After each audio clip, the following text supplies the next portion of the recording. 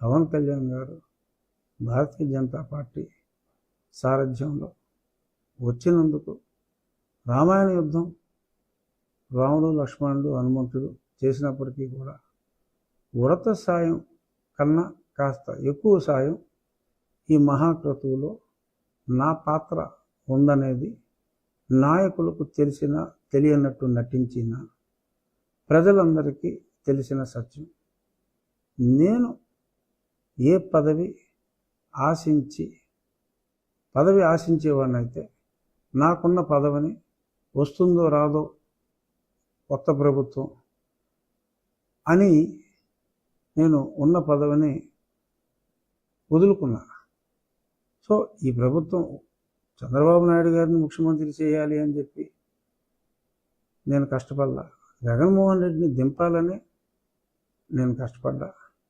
నా కోరిక నెరవేరింది, నా కోరిక ప్రజలు నెరవేర్చారు. ఎక్కడికి వెళ్ళినా ప్రజలు నాకు అత్యంత ప్రేమాభిమానాలు, ఒక రాక్షసుని ఆ పదవి నుంచి దింపినందుకు ఆ గౌరవం నాకు ఇస్తున్నారు. నాకు ఈ గౌరవం చాలు.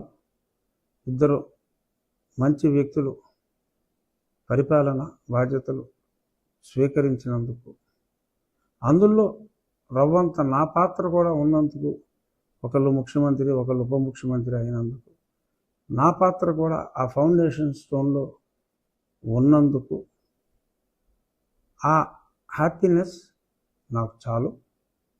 నాకు ఏ మంత్రి పదవులు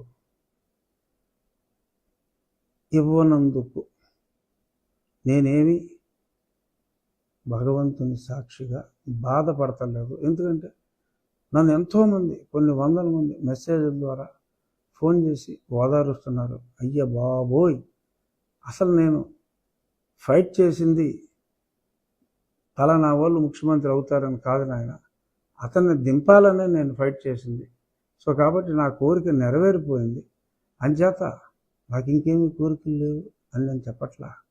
కానీ నా కోరిక అయితే ఏదో మంత్రి పదవి ఇంకో పదవి తీసుకోవటం కోసం కాదు. కనుక ఎవ్వరూ నా గురించి బాధపడద్దు. నేను ప్రజలతో ఉంటా, మా పార్టీ తరఫున ప్రజలతో ప్రజాపక్షంగా ఉంటా.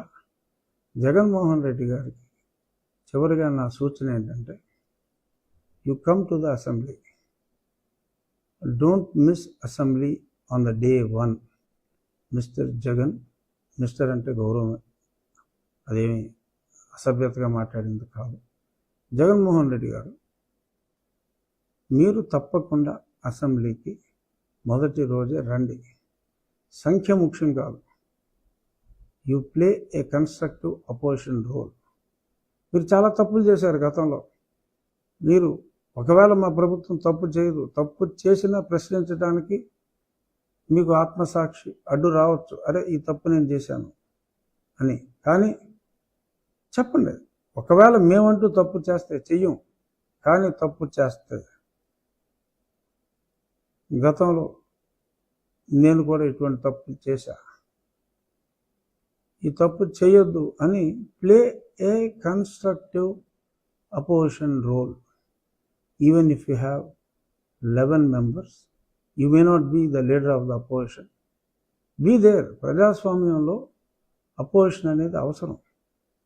అపోజిషనే ఉండకూడదు. 175 వ్యక్తి 45.5 కోట్ల రూపాయలు తన సొంత ఇంటికి, మరి ఆ పక్కనే ఆయన సొంత అవసరాల కోసం నిర్మించుకున్న ఆఫీస్కి కలిపి ఖర్చు పెట్టారు అని అంటే చాలా ఆశ్చర్యం అనిపించి, మరి ఆ సందర్భంగా కర్మ సిద్ధాంతం కూడా నాకు గుర్తొచ్చి, మరి ఈ విషయం ప్రజలందరితో కూడా చర్చించాలి అని నాకు అనిపించి తిరిగి ఈ రచ్చబండ రూపంలో నేను చెప్పాలనుకుంటున్నా. అదేమిటంటే, జగన్మోహన్ రెడ్డి గారు మరి ఆయన ఇంటికి చేసిన ఖర్చులో ఇక్కడ ఈరోజు న్యూస్ పేపర్లో చాలా ఖర్చులు అనాపరిశులతో సహా చెప్పడం జరిగింది.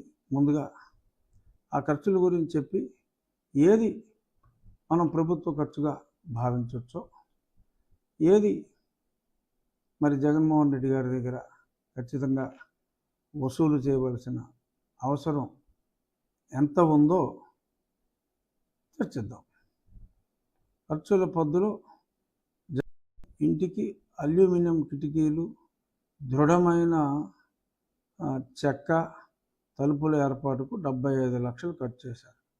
ఇది ఖచ్చితంగా మనం ఆ గృహం ఆయనకే ఉంటుంది కాబట్టి ఖచ్చితంగా మనకి ఆ ఖర్చు ఇవ్వాలి. ఆ చెక్క తలుపులు పీకలేరు కాబట్టి